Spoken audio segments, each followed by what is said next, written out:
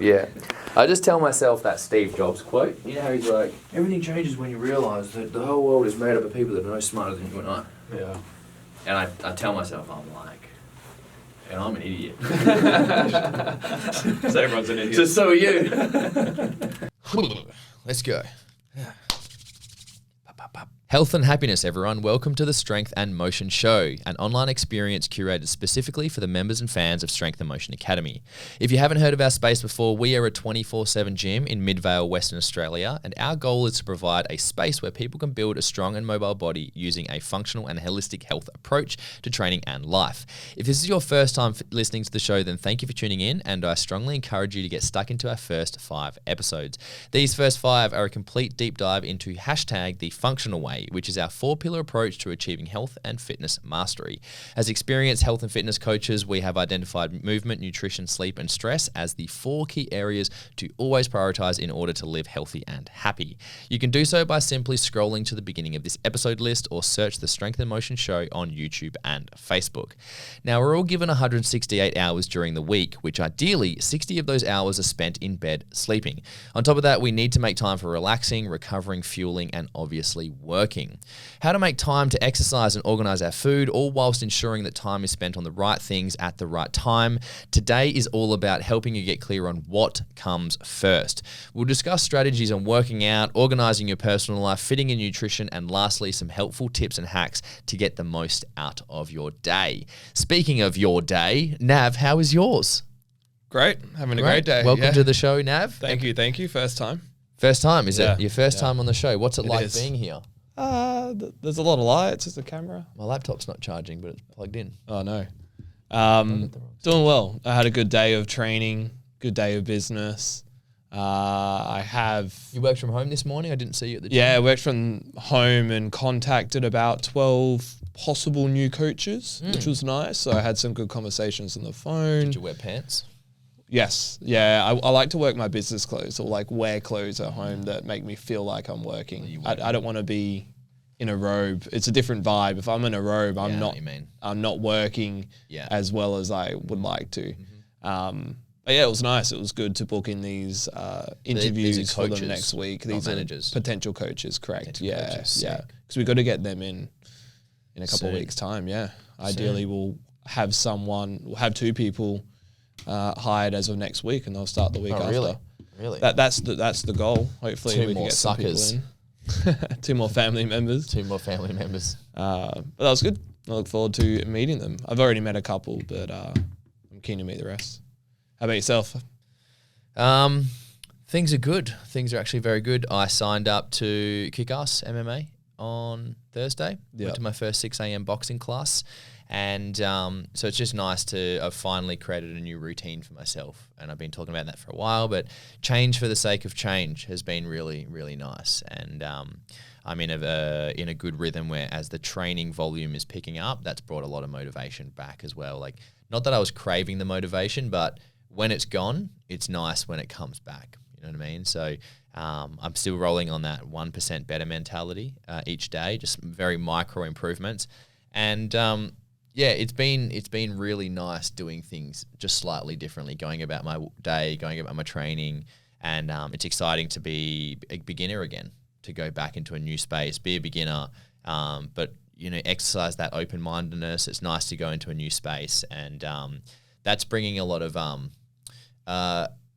I'm a little bit happier each day just to have something random in my week as well. So that's been a nice little lesson to learn. So overall, we're good, enjoying it. And I'm excited to do my last big run tomorrow morning before I run for 24 hours the following weekend. Yeah. So I'm going to commit that ultra marathon, and we're going to try. I'm not going to smash myself for it, but the main goal is to not sleep.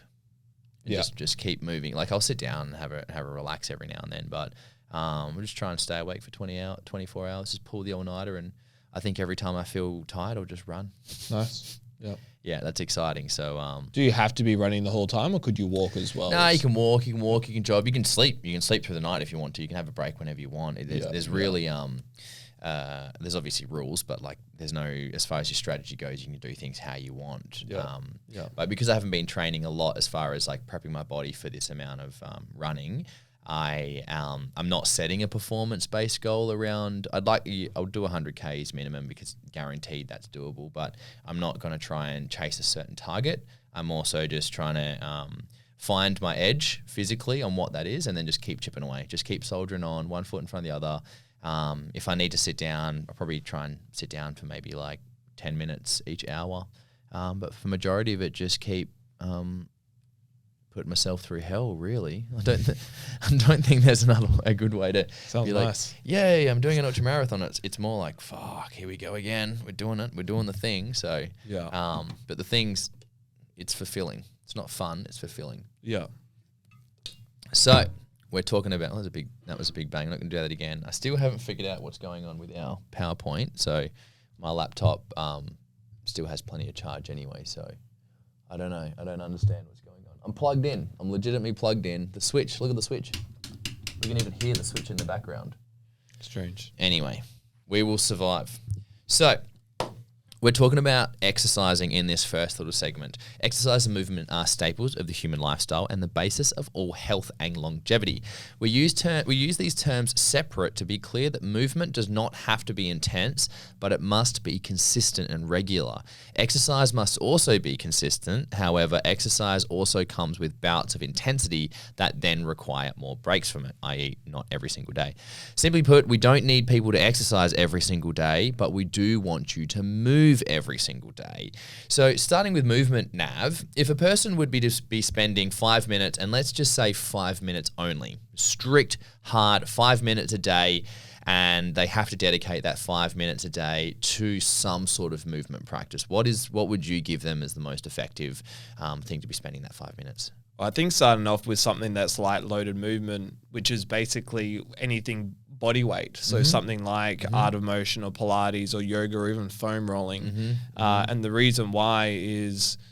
main reason why I like it so much is you get to prioritize your health of the body and feeling good. And it's not just about losing weight or building muscle. We're working on the vitality and posture, but also we're teaching free thought and learning from the body. And that's something that I've learned a lot as a coach as I continue to move into movement. It's not just a practice of trying to get a result. If you're an athlete, absolutely. But I think us as human beings with a physical body, which teaches us so much about maybe how we're sitting throughout our day or how we're sleeping or maybe how we're clenching or stressing within a moment. I think the biggest bang for the buck that we could get is by understanding our movement and our body and what it's telling us. And so doing something real simple, 5 minutes a day of some sort of mat work, body weight, Art of Motion, Pilates, yoga, foam rolling. Ideally get outside in the sun. Yeah, that's nice. And you can literally just YouTube any of these sort of like follow along sequences. We also have some on our SMA app as well. So if anyone's interested in gaining some of those, they can hit us up for that. And alternatively, also go for a 5 minute walk. Even if it's just in your backyard, go outside and just walk around laps and kind of move your body, heel to toe, toe to heel, like move in ways that are new and explorative that will tell you a lot about your body and learn how to keep it afloat just for the everyday movement. Even if you're an athlete, even if you're pushing yourself through programming, I think we can create physical programming without any innovation, which is good if we want to get a result, right? Like if you want to run 100 kilometers, you got to train your body to run 100 kilometers. Like it's a specific objective. But even as an athlete doing 100 kilometers, or especially for an everyday person, 5 minutes of self-exploration where you're not doing programmed training, programmed movement, it's explorative, will make a big difference in our lives. And then if you were to have 15 minutes a day, you'll do the exact same thing, but just triple it up. Yeah, just do more of it. Do more of that thing. Yeah. I like that a lot. And I think that's where we should start. Everyone should start, and everyone should do on the day-to-day basis is some form of 5 to 15 minutes of actually breathing, connecting to your body, and learning from it. Yeah. 5 minutes is not a long time. Yeah, we have 168 hours in a day. We definitely spend more than 5 minutes scrolling on our phones or watching Netflix. I was just about to say, most of the people in our audience would spend more than 5 minutes on the toilet because they take their phone on the toilet. That's a common habit we have in our client base, and they probably have to. I know a lot of people have gut issues or constipation and what Yeah, have you. and A what lot you're of going to do is people just sit there. You might as well entertain yourself while you're on the shitter. Yeah. And also, most of our clients, we find are actually at least spending 5 minutes in bed, like when they wake up or just before they go to bed, scrolling on their phone as well. Yeah, So yeah. you might as well move the body for that 5 minutes instead of scrolling. You could even scroll whilst doing mobility, Yeah. somehow. Yeah, definitely. Yeah. Yeah. Just, you Foam need- roll your legs. Yeah, foam roll your legs. Yeah, just if you had like a tripod or something, because then if you're doing like an arm overhead movement, the phone can follow your head as you, Yeah, as you yeah. go. Do some. Maybe like- that's the next thing that we create, phone mobility. Well, it'll be what's the VR? Like augmented reality. yeah, Like like the the- Google Vision. Yeah, the headsets, because then Yeah. like you'll just be in a. I actually don't know how that works, but there'll be a way. Oh yeah, Yeah, you could definitely You do can it just now. watch. You can just watch. You can watch sport and stuff. You can do that, Yeah. right? Yeah, you can do it now. You've got it on your screen, and then you've got multiple screens. Yeah. Yeah, that's pretty cool. Yeah, yeah. The future is here. I like as a sci-fi nerd, I think it's Yeah. exciting. I don't mind it as well. It's obviously it comes with those There's extremes. it comes with those extremes and it comes with the resistance, but like it's gonna happen no matter. The technology's here, so we might as well embrace it. And Yeah. it always makes me. There's that video of those Australian. They're in Queensland or they're in New South Wales or something, and it's from the 60s or 70s. And they've just started policing seatbelts, and now they're like, now they want us to wear seatbelts. They're controlling us, and it was the same kind of resistance that we've had over just other things in Everything. Yeah, it's just the same concept that just reappears over time as well. So Yeah. with technology coming, we might as well just embrace it and take advantage of the robots that will do. Do you know what would be cool though? A massage robot. Yeah. Then you can Yeah. just get massages all the time. Yeah. There's definitely extremes to that. We won't go there. Or no, we won't. So, where are we? So that was really good on the 5 minutes and 5 and 15 minutes. Would you add anything different if it was like 30 minutes? Would you say 30 minutes is starting to get too long? What would you start doing if someone was like, hey, I've got 30 minutes that I would like to invest? Would you say 30 minutes a day every morning is too much for somebody? How would you go about giving advice for that? I would say if you have 30 minutes, then you could start to incorporate some days or half of that time into more program resistance training. So you could either keep up the 15 minutes Yeah. or do 10 minutes of sort of like warm up, Yeah. the mobility stuff I just mentioned, the movement stuff, Yeah. Pilates and what Yeah. have you, Yeah. fascial movement. And then for the remaining 20 minutes, 25 or 15 minutes could be towards programming, doing programmed exercises Yeah. for a specific result. More Like, structured stuff and yeah, more like if you intentional. might have weak hips or you might have a weak core or you want to create more rotation in the spine, then you might want to do sets of that and you could Yeah. focus on that specifically. Yeah, perfect. It's a really great point, really great answer, because that does segue into one of these notes that I wrote here, is that if you are somebody that likes to train in the morning, not everyone does, but it is a very highly encouraged time to put your training for many reasons. Excuse me. And if you are doing your 5 to 15 minute morning routine in the morning, some people might opt to do that at the gym in the warm up area. So if you can actually find yourself stitching these two things together, where if you're going to give yourself time to do a 30-minute workout, you could give yourself time to do a 45-minute workout where the first 15 minutes of that workout are doing that mobility. So for me, ideally, I would be doing that morning movement segment of my day pretty much straight after getting out of bed, or in the morning I do a bit of mobility myself, and I have a routine that I do, and I do a cold shower before that also. And I make that my sequence because it's a non-negotiable of things that happen before the bedroom is left.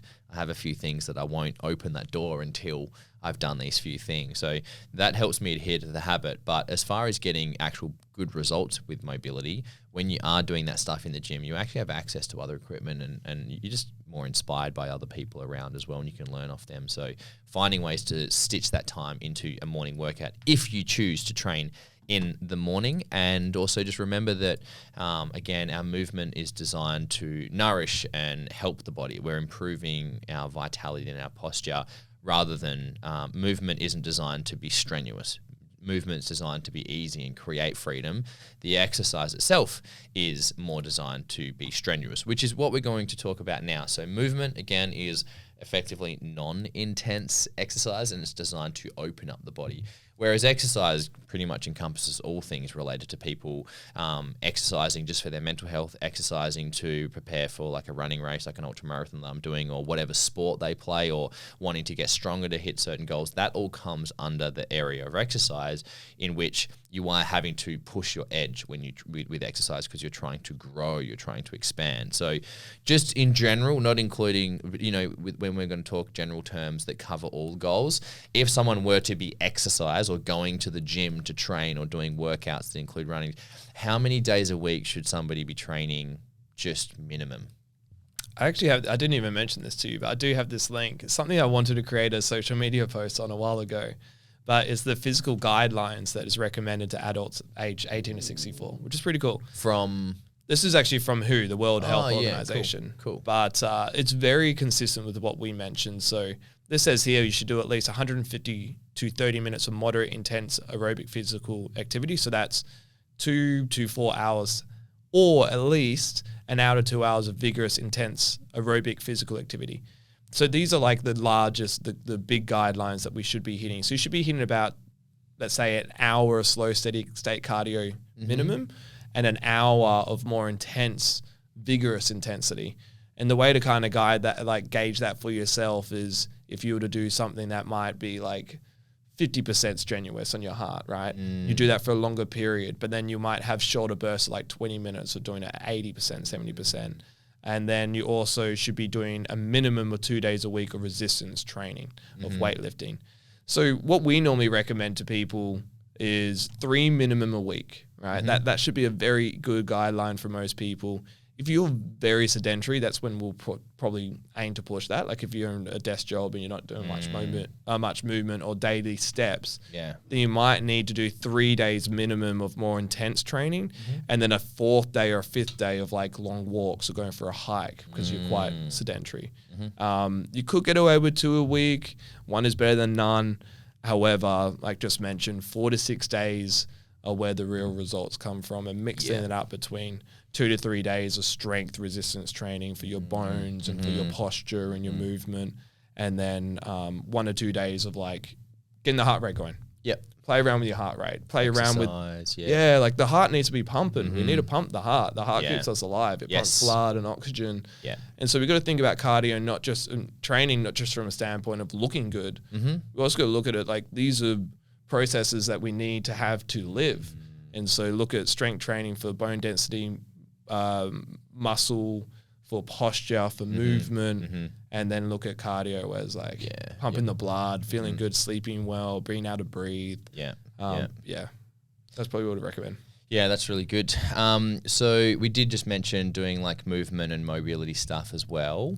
Obviously this is going to change depending on an individual's goals, where they want more posture and mobility based goals, or they want more strength based goals, which generally strength based goals make you stiffer, which requires you to do some mobility but less than what a gymnast might do. So generally speaking, how much mobility should anybody be doing at the bare minimum if they're training also like a few times a week? Obviously we're not talking about someone who's just doing fuck all day. We're talking about someone who is also exercising, as we recommend, at least 2 to 3 times a week.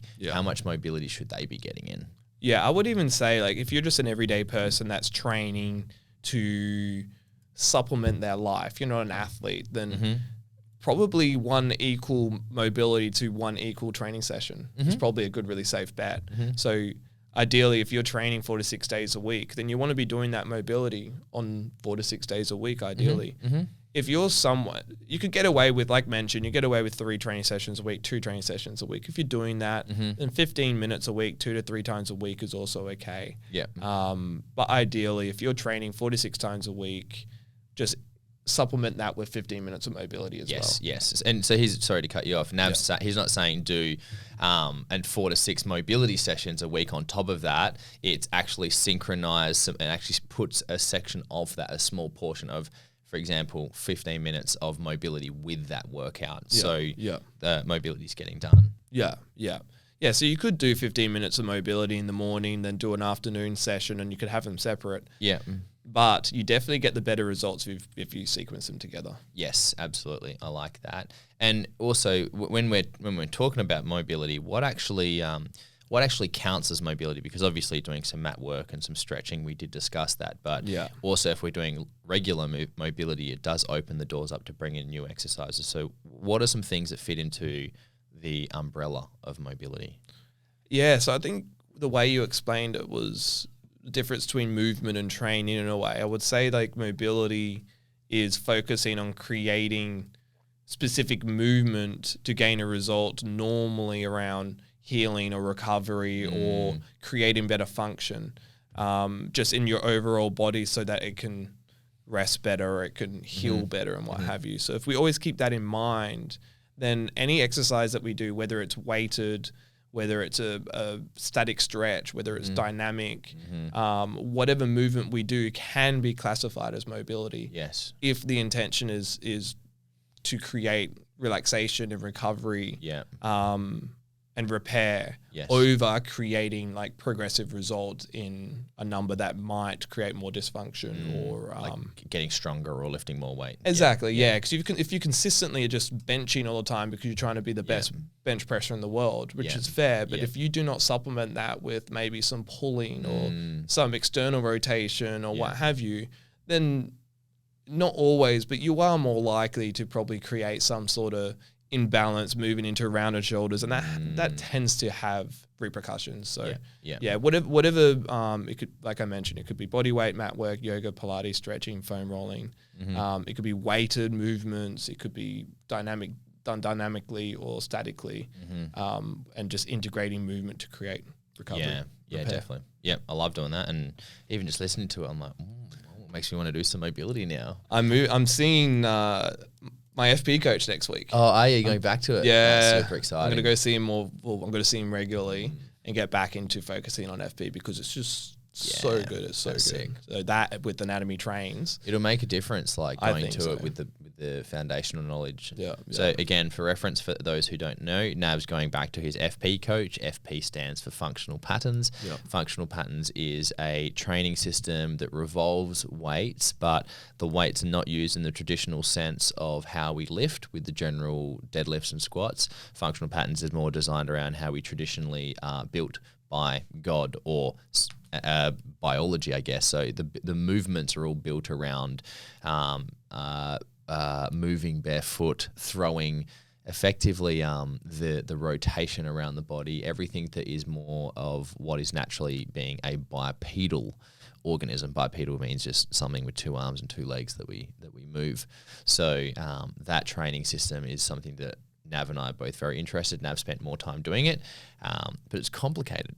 It's complicated because it's not super complicated, but it's new. Yeah. It's very different to what's normal in the industry, and a lot of the industry doesn't like it. Yeah. But we do. Yeah. I saw what's the powerlifter? He just had the Functional Patterns crew on it. The one that created the slingshot. Mark Smelly Bell. Yeah. His team just had the Functional Patterns team on the podcast. That's really exciting. Which I think I sent you something like last year when Mark Bell was doing some rotational I remember work, that exact. the Hawaiian guy. Yeah. And I was like, he's catching on. And here we are having FP. That's cool. Be brought up. So not Nowdy was Nowdy there as well? No, it was Mike and another bloke. I can't remember the names specifically. That's cool that two other coaches are also spreading the word for Nowdy. That's what Nowdy wants to now focus on, just being the innovator, spending time working with his body and his mind to create, and then now he's having the team run the systems because, as you know, we get although we're innovators and we're practitioners, but you do get stuck in a task-orientated role as business owners, and it could be complicated sometimes. No, I think that'd be really good because that brings a lot more. Well, it just spreads the message faster and more effectively because it's coming from 3 mouths rather than one, and it's not that, it's actually coming from hundreds of mouths. But that's exciting. I didn't realize that, so I'll have to give that a listen as well. Everyone, we'll put a link of that in the show notes as well. So we've talked about mobility, we've talked about training in general, but let's just touch on strength training as a specific, and then we'll have a quick little camera break, and then I can see I think we might have a new mystery sound. Yeah, I was wondering as well. Hopefully. All right, so when we're talking about strength training, this is like lifting weights now, how often should someone strength train during the week? Yeah, so ideally 1 to 2 times per week. 3 times probably best. 2 to 3 times really. Yeah, I would probably say 2 to 3 now thinking about it. I was reading it funny. But yeah, 1 to 2 sessions per week alongside like intense cardio and long steady state cardio is going to be sufficient. Yes. However, we are like 7 days a week, 365 days a year. There's so much that we put on our bodies, even if it's not intentional movement. It's just sitting or moving around at work, especially if a labor intensive job. And the gym isn't just about looking good and beating your body up. If you program your strength training correctly within the gym, it could be extremely beneficial to anyone, whether they're a desk worker or a labor worker. And that's what we train at the gym. So ideally 2 to 3 times a week to focus on repairing the body and looking after it so that it could sustain a busy lifestyle, hopefully to the day you die. Ideally, we don't want any physiological interruption with our lives. Ideally. Yeah, absolutely. Absolutely. I like that. Let's have a quick little camera break and then we will resume part 2. The volume. Oh, damn it. I did it again. I did the thing. All right. We're back, everybody. We're going to turn the volume up. Mystery sound. Oxymorons, motherfucker. Same thing again. Oh, that was a bit of a. I heard an S word at the end So of that. did I. Stop. Yeah, stop. Let's not press the blue button anymore. We're not doing that. All right. Well, that was mystery sound number 1, everyone. Apologies for the language there. We are talking about lifestyle now. So we've just discussed training and more so the in the gym or the in the workout stuff. But what about the rest of our lives? So lifestyle is effectively the rest of your life spent outside of your training. Assuming you spend 60 hours a week in bed and 40 hours a week working, some of you do more or less, you need other habits and activities to stitch together your 3 to 6 workouts per week. You need to have more hours put towards supporting your health, because if all these other hours are spent doing things that are unsupportive to your goals, then you're obviously going to end up with results that are unsupportive towards your results that you want. Desired results. That are in contrast to your desired results. Is that better words to saying? So this is important to discuss because everything you choose to do takes time. Your hours must be balanced between time spent filling your cups and time spent emptying your cups. When you spend your days refining what works and what doesn't and finding where the healthy overlaps in activities are, you'll find you become less stressed with faster results in the gym. So we will elaborate on that by talking about all the things that you can be spending your time doing outside of the gym that's going to be supportive to your overall health inside of the gym and ultimately your overall happiness, because that's what we're trying to do here. We're trying to live healthy and happy. So I really want to get started on regulation habits. Can you elaborate what a regulation habit is? What do we mean by regulation habits, that everyone should have a regulation habit?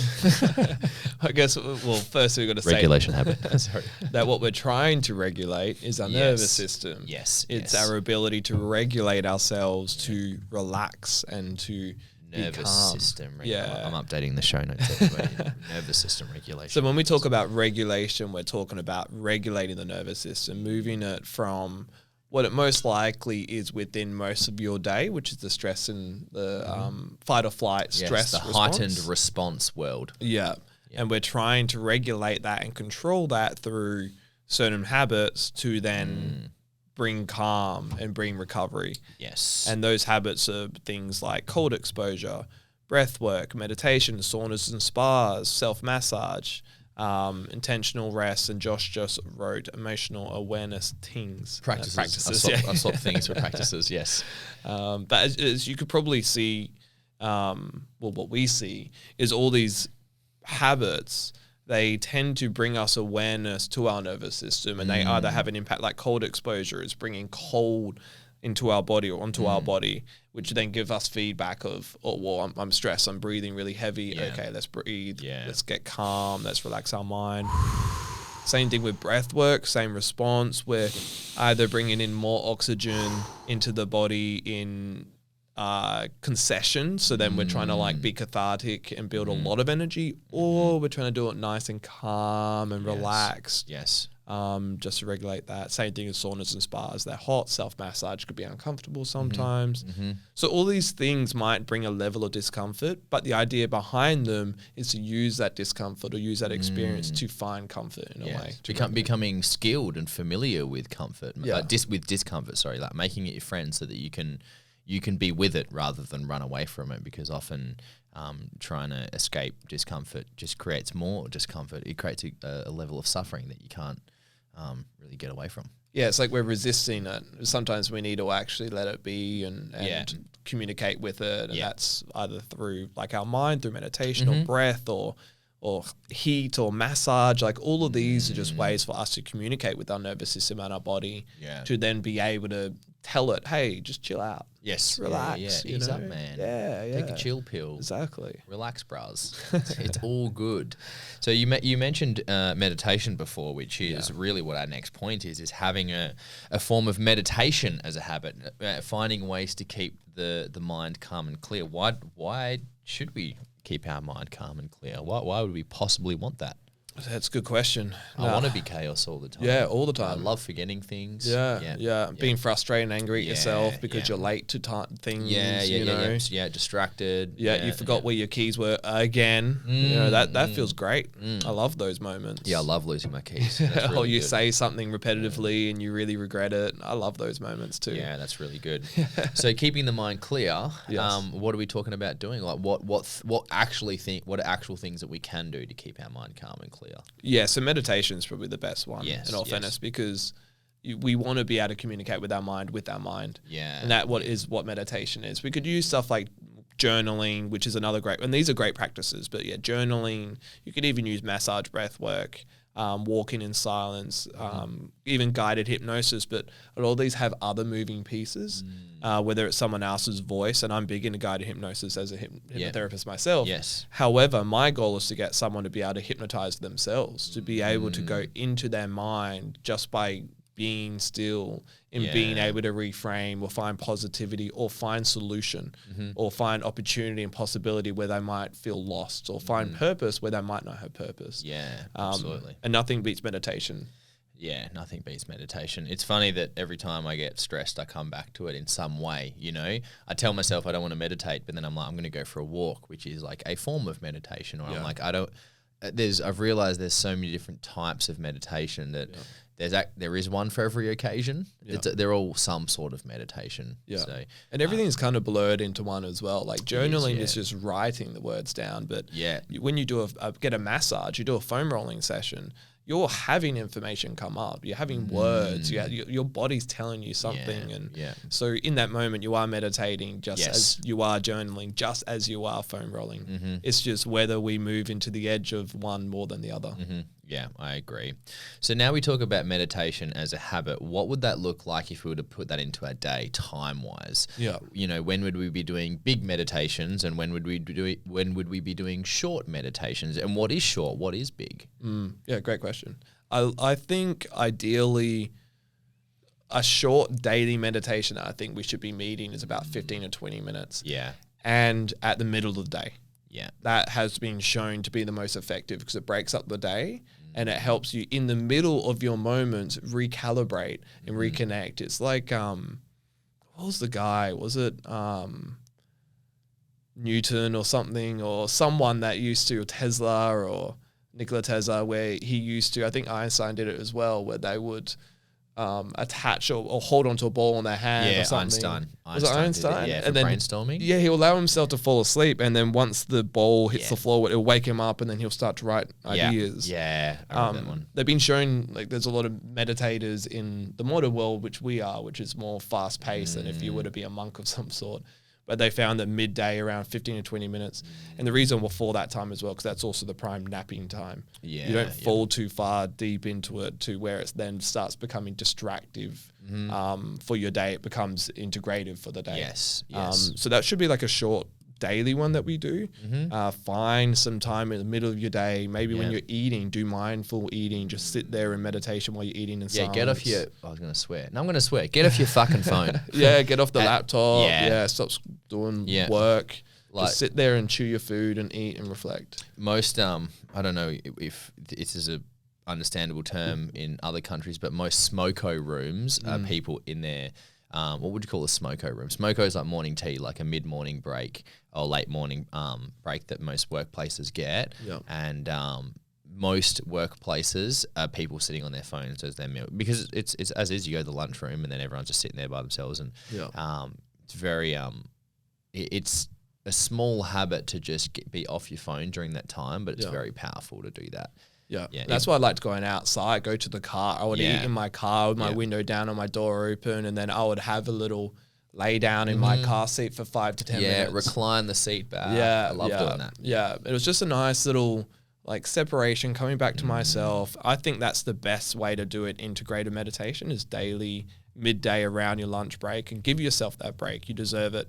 Also, the reason why you have that break in businesses is because businesses found that people were more productive drinking coffee and also taking tea breaks and lunch breaks. So if your boss tells you not to take that break, or they're trying to pressure you, maybe question why that lunch break or that tea break was created anyway. Because in fact, statistically, you're more productive by having that break. Yeah, absolutely. Whether you're game enough to have that conversation with your boss or not, to set their boundaries. Yeah, it depends how cool your boss is. If you got the cool boss or the annoying boss. But yeah, and then the big one, if you were to do a big meditation, you could be looking upwards of, you could do 10-day silent meditations.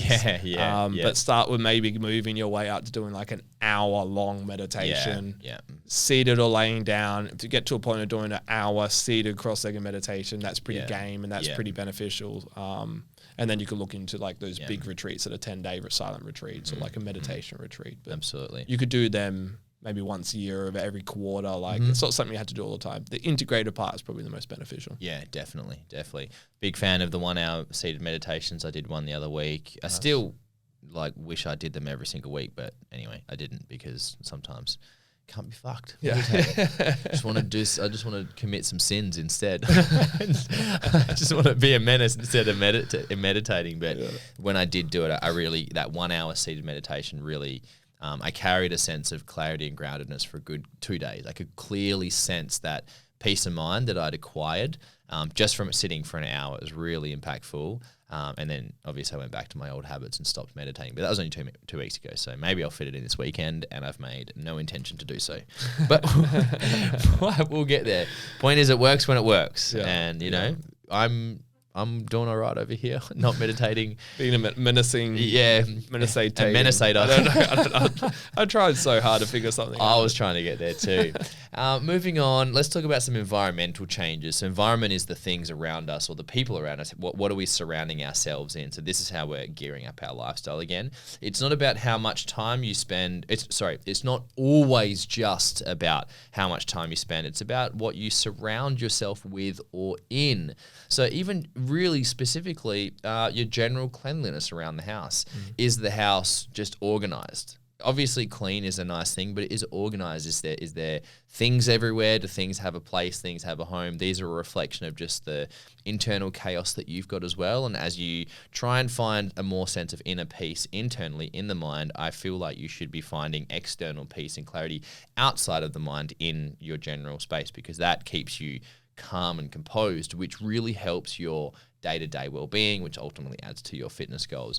How much fresh air and sun do you get? This is a hard one to change if you're thinking about your actual house, but certain houses are better or worse for how much sunlight they get. Even my parents' house is an older house, and when I go there, it's cold. The house is legitimately cold, and there's a lot more shade there, which is great for summer, but they get less sunlight in the house, and it makes a big difference to just the general vibe as well. I really notice, and I can notice it in my parents because of how much sun they've been getting, because they're just a little bit more vibrant in that day when, you know, the sun's coming into the house. So that's a big thing. Nav, talk about, because you did this semi-recently as well. You love that stuff. I love this one as well because I technically don't do it. Oh, but, yeah. When was the last time you changed your pillows, mattress, bedding, sheets, etc.? What I do is I do spend the money and buy the stuff. Oceane, my loving partner, she's the one that does all of the cleaning. Your personal assistant. Yeah. I pay her in love and money. Yes, and attention. Yeah. No, my loving partner is amazing at doing that part of our relationship. I do support her and do it sometimes with her, but she does the majority of it. But we we rotate our mattress. So we rotate around. Yeah, spin the mattress. Yeah. We change the bedding, the pillow sheets. pillowcases, everything Yeah. once a week. Yeah. And we just bought a new set so then we can Yeah. cycle through this Brand set new as well. mattress every week as well. Oh, that would be the dream. No. New bed every week. But the cleanliness of your bed is a huge one, especially because Yeah. sleep is so important, right? You're just sleeping in like dead parts of yourself, dead skin cells and stuff. And yeah, literally, I never really thought about it. Yeah. But you are right. yeah, it is true. Which is what I actually, every time I change my sheets, I vacuum my mattress as well. And my I've got a mattress topper and I vacuum that as well, and just all the general dust as well that accumulates. Well, because this is the other thing. I grew up in a place called Darlington, which is in the Perth Hills. So my entire life I slept with windows open my whole life, and I've changed to having my windows closed because of light exposure and noise distraction. I had an experience where the neighbor's dog just was going psycho one night and it just ruined my sleep. And I'm like, okay, I'm always going to have that silence and that protection from the light coming in. But because of that, my first thing that I do when I get out of bed, I turn my alarm off and then I go to my window and I open my window. I turn the blinds on, let the light in, but get fresh air in because I crave the fresh air so much. But in the new place that I live in, which is 2-story, it just gets so dusty. And so then when I have to vacuum my room more often, I have to vacuum my bed more often because of the dust on the bed, the dust on the benches, the dust on the carpet as well. I'm like, where's this fucking dust come from?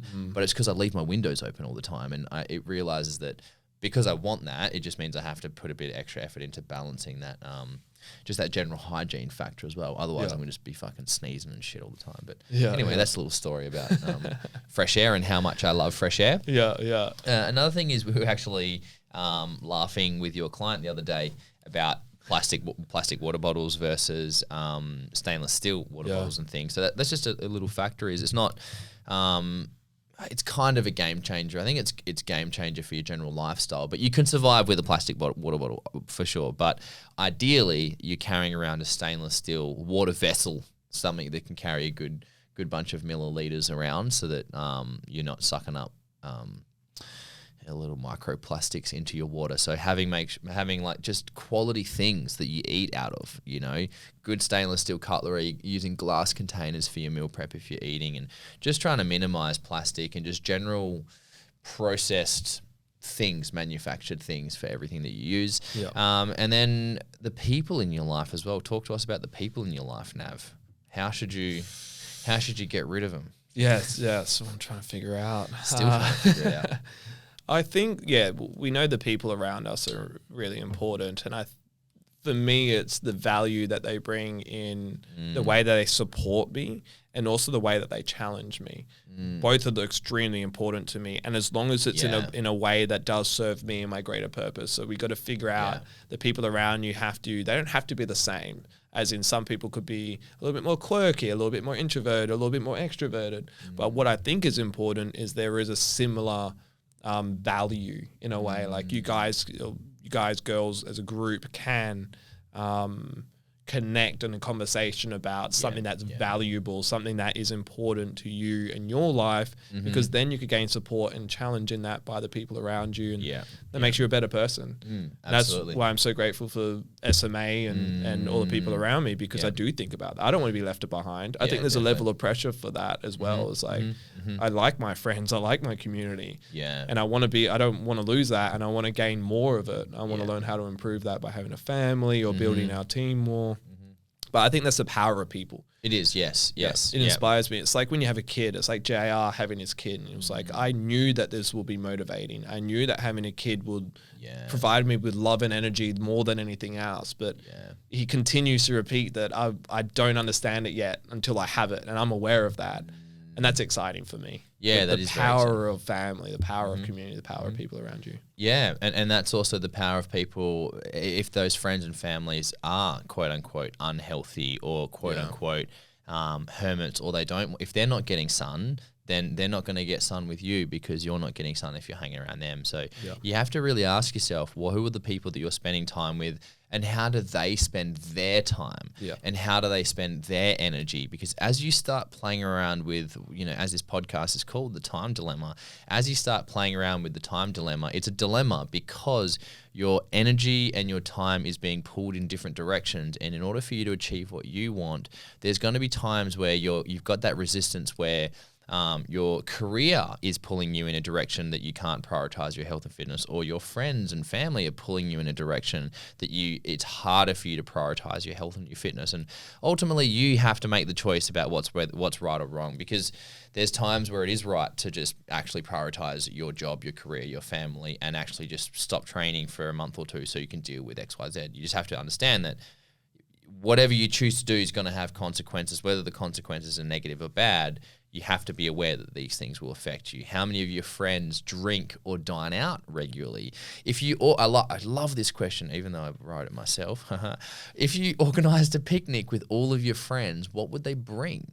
Or if you organized what do you call the dinner when everyone brings a plate, whatever that thing's called? Yeah. What would they bring? What would they make? And how do they feed themselves? What do they pack for their lunch? So really think about who are the people that you're surrounding yourself with, and who are you unconsciously influencing, and who is unconsciously influencing you. This will be a massive impact to your lifestyle. And sometimes it might be a bit tough. It might be tough if you're wanting to spend more time outdoors, go to the beach or go out to the bush where the air is fresher and there's more sunshine. But then the people that you tend to hang around, they don't want to do that. And you have to make a decision on whether you bring them along with you, or you start just naturally navigating into social circles that you have more healthy people around you. As far as non-weekly and things like bi-monthly or quarterly, if you had to do a couple of maybe big things, not massive, but just a couple of things that are important to do or would be good to do, but only up to a couple of times a week or once a month max, what would some of those things be that people could put into their year? Yeah, I love this one because I'm big into, the first one that comes to mind is the big quarterly planning. I spend every single quarter, I'll spend a weekend, and you also have here massage, recovery, or pamper days. But every quarter, which is 3 months of the year, I will give myself a weekend, 2 to 3 days where I do a big planning, goal setting, which would be like 6 to 8 hours. Yeah. And that's like actually reflecting, writing down notes on the past 3 months and the past 5 years and the future 5 years, etc. Yeah. Setting up my calendar, my vision board, and all those things. Yeah. And then I'll normally link that with the sort of massage or a float tank or something recovery based or pamper day. I think that every quarter works really well for me. I also have a very integrative life, so maybe I could get away with having it every 3 months. Some people might need it more often, but maybe once a month they need a pamper day. Yeah. If they don't have the day-to-day space, but also play around with that. But you could do meditation, yoga retreats. You could do a big fast. Normally with those quarters, I'd do a big fast. I didn't do the last one, but normally I'll do about a 72-hour fast on those quarters. Yeah. Same as go for a holiday. Yep. Just go for a holiday, change up your training style. You could do a 75 hard or a similar sort of challenge. Yep. So you could do like a 90-day challenge. Like I'm doing 90 days of meat and eggs. And you could just set up a 90-day sort of challenge. Yeah, absolutely. Maybe it's 90 days on not drinking alcohol, 90 days of going to bed at 8 p.m. Yep. Whatever it is. Yeah. 90 days of going to bed at 2 a.m. Yeah. That's very moderate. Yeah. Try and be a menace. 90 days of being a unit. But I really do love the 90 days of something, and what I want to mention that I've done personally in my journey is I'm just committed to things for the sake of learning. People why are you doing this? Because I want to know. Yeah. I'm not trying to achieve the result that this thing gives me. I wanted to know what being a vegetarian feels like. I want to know what high carb feels like. I want to know what low carb feels like. And in order to really understand what something's like, you've got to give it a good 30 to 90 days minimum to really, really have a bit of a good judgment call on how you like it or not. So remember to do things for the sake of doing things and for the sake of curiosity and the sake of just gaining experience in your fitness journey, because it gives you more assurance in what works for you and what you like and what you don't like, and that really, really helps. Beautiful. We are going to do our final segment after another. I'm a bit not excited about pressing the mystery sounds again, but do you want to? Oh, we got that one. It's a safe one. Woo. I feel like we're pretty. It's ace and shade in the cup, motherfucker. Oh yeah, we've heard that one before. They're probably all the same, to be honest. We should Google how to change them. how to make our own, Yeah. or just we'll figure that out. We need a tech person. Yeah. We need an assistant. Andrew. Andrew. Uncle. Yeah, Uncle Andrew, help us. All right, we'll be back in a memento. All right, mystery art sound. This one.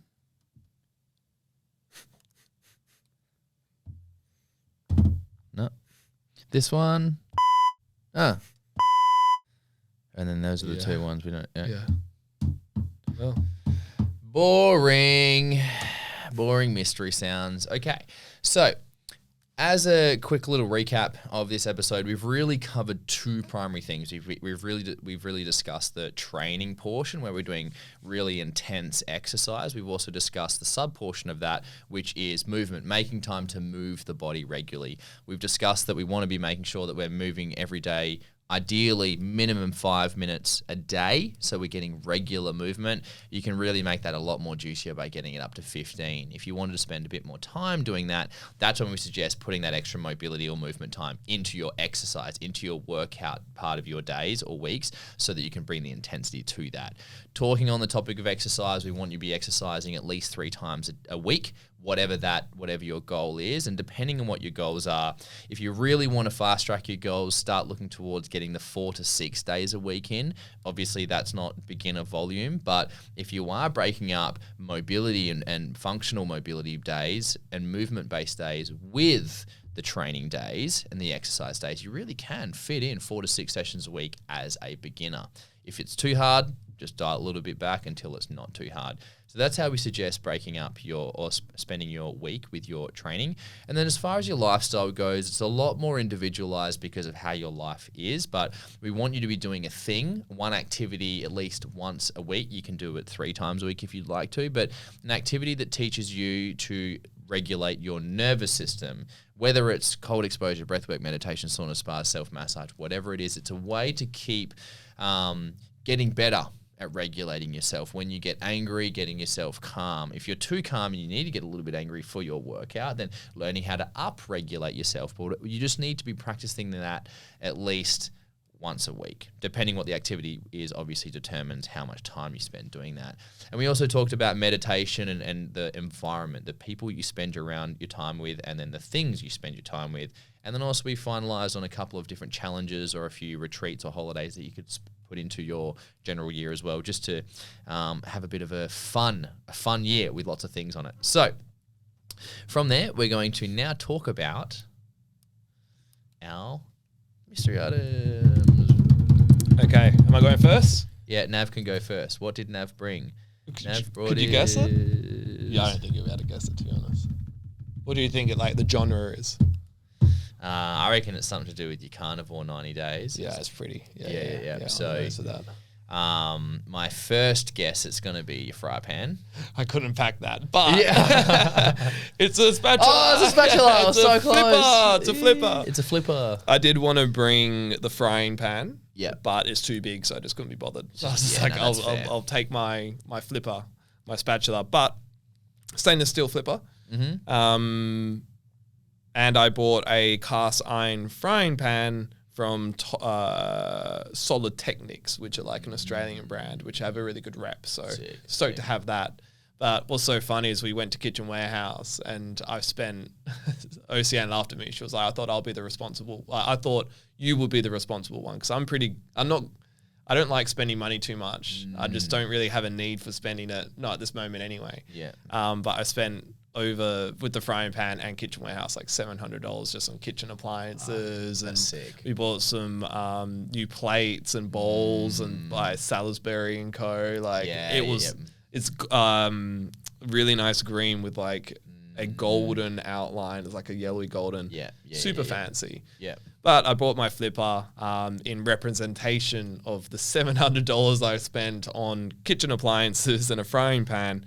But that's just because I'm super excited to be cooking. I haven't cooked in a long time. Yeah. I've started cooking with Oceane for the last 3 years or so. Yeah. But it hasn't really been that exciting. But this carnivore and cooking organ, we did chicken hearts last night and they were delicious. Yeah. They were actually so good. But cooking up tomahawks, cooking up eggs, cooking up steaks, cooking up lamb, salmon. And it seems like such a basic thing. Like I'm cooking the same product, but my understanding now of cooking has improved so much because I am only using one product. And I'm having to learn so much about different things and different ways of cooking and different spices and what have you, although I'm mainly only using salt. To spice up that one ingredient. I'm loving it. I cook every single night. I cook for Ocean. I don't even think about it. I'm just like smashing the meat and the eggs. I'm just like a chef in there, and it's a good time. Yeah, that's good. I love cooking. Cooking's great. Yeah. I'm all for it. So I'm glad. I still remember that one time we came over your place back when you were living in the other Helena Valley place. Yeah. Remember when you were in the kitchen and you started chopping? You were like, "Oh, I hate the kitchen." I could not be. I think back to those. And you were days. yelling. You were yelling in the kitchen with a knife in your hand. "Oh, I hate this." I was not in the mood to cook. I think I just stopped, didn't I? You did. Well, I think he had the knife out of his hand. I think I literally just stopped cooking. Somebody confiscated the knife. I don't know what I was doing. I was all over the shop. I was fucking somewhere, but that was great. I think about that quite regularly, actually. Now I'm enjoying cooking. I think about how funny that was. But it was just an era. It was a time where I just couldn't be bothered cooking anymore. So I used to cook prior to that and then just couldn't be bothered. Yeah. Chapters and phases for when you enjoy things and when you don't. All right. Drum roll. I have my gym bag. I'll spin it around. I'll put There's still a tag on it. He's going to refund it, guys. Yeah, just in case I want to send it back. It's my LSKD bag. It's actually just my gym bag. So, but inside the gym bag is all of my gym stuff. I just wanted to have awkward silence. I thought you were going to like progress into like for kick-ass or something. Nah. Okay. So I don't really need to I just need to see what's in the gym bag. But there's just the gym bag is full of stuff, and stuff. There's like, what have we got? We got some sunscreen. We've got mobility balls. We've got my rope. We've got change of clothes. Nice. I've got my battery charge. I don't even need. Well, I do. You love that thing, though. This is my real mystery item. No, that'll be for another day. I've got my heart rate monitor. Got my running sunglasses. The point of my mystery item being the gym bag is the fact that I have a gym bag, and I'm a bit of a bag guy. I've got a camera bag. I've got a bag for this. I've got my boxing bag, my lifting gym bag. I've got my laptop bag. But it's metaphorically putting things in a category so that I can be organized. But if you're a fitness person who trains regularly, you need a gym bag. If you don't have a gym bag, you're not a gym regular. And there's a big identity shift that happens when you go from just being a person that goes to the gym to a gym goer or a fitness person. There's quite a shift in that, and just the bag is the metaphor for that. And until you cross that line of becoming an actual gym person, you won't enjoy doing the fitness things. And that's where the time dilemma comes from. When you're making that jump from being a non-fit person to being a fit person, all of your old habits and your old lifestyle is asking for you to come back. And so when you try and plan out your day, in that moment, you're still planning your day from a non-fitness person who wishes they were a fit person. So when they put the fit person activities into their week, their old identity is like, but where's the fun? Where's the things that we like to do? When do I go get to drink piss? When do I go have my KFC or my this and that? Or when do I want to go have a piss up with my friends at the pub or whatever? And as you transition from one lifestyle to the other, from one identity to the other, you'll find that it gets easier and easier. And at one point in time, you'll go from not having a gym bag to having a gym bag. And that's my mystery item, and that's why I've got it. So nice. Love that. Yeah, there we go. Beautiful. So thank you very much for listening. That is our podcast on the time dilemma. How to kind of hopefully this helps you get a better idea on how you can distribute your time and find ways to enjoy the things that sometimes get tough as well, and choosing to have maybe some tough conversations. Maybe tell one of your friends they've got to get off the couch, or you're not going to be their friends, and if they respect you for it, they'll get off the couch. They'll get off the couch, and if otherwise they'll just argue with you, and then you might get an argument with your friends, and then you blame me. So sorry about that. So but Josh on the podcast he said so in the podcast. Listen to it, So all right, thank you very much for listening. We may or may not have a guest next episode. We are going to try and get a guest on one of our upcoming episodes because we want to bring some new people in. So that might be exciting if everything goes well or not, because I don't know. I messaged the person, but then I've got a funny feeling they might not be in Perth anymore. So we will see. Thanks very much for tuning in. We'll see you on the no, I actually said the flip side. And we will have just the best day ever. Yeah, absolutely. Peace, everyone. Much love. Bye. Goodbye. Wow, the purple looks so much richer there, and the blue just looks like it's a specific. It's not even in the screen. Weird, hey?